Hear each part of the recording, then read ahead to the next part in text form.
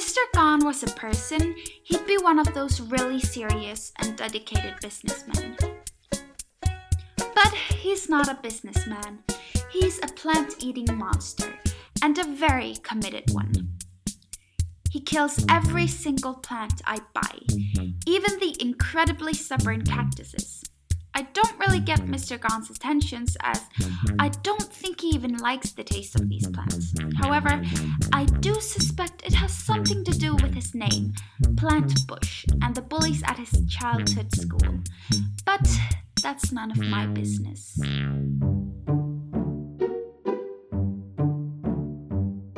Don is the laziest and most boring monster I know. He doesn't show himself very often, probably because he's sleeping, but when he does, it's the worst. On a school morning, in class, during a wedding ceremony, he's so boring I just can't help but fall asleep. Don also has a twin, Bea Wake, but that's a whole nother story.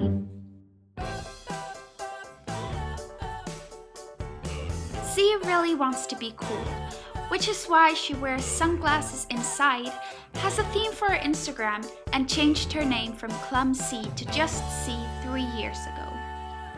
But she isn't all that cool. C is a bit of a klutz, but I guess you might have figured that out already.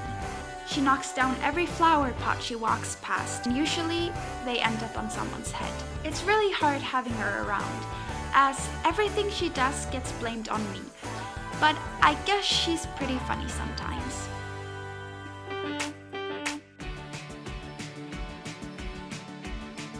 Procras is a very interesting monster.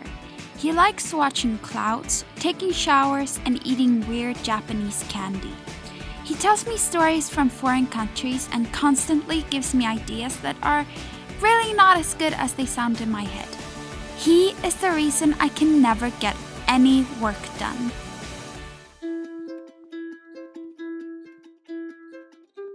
Paul is one of my favorite monsters, although he doesn't have the best influence on me.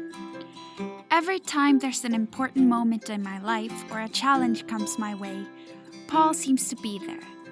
He convinces me I'm worse than I actually am and prevents me from doing fun things because I might make a fool out of myself. But sometimes I manage to ignore Paul, and when I do, it usually goes well.